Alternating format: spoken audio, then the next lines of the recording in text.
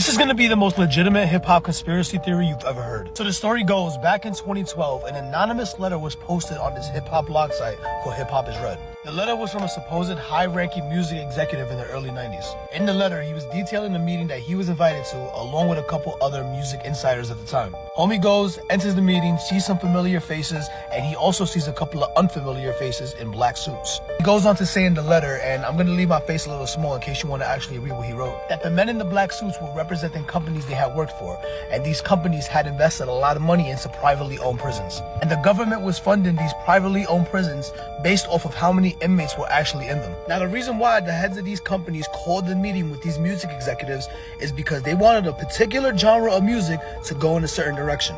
A more violent, a more destructive, and a more crime-celebrated type of movement.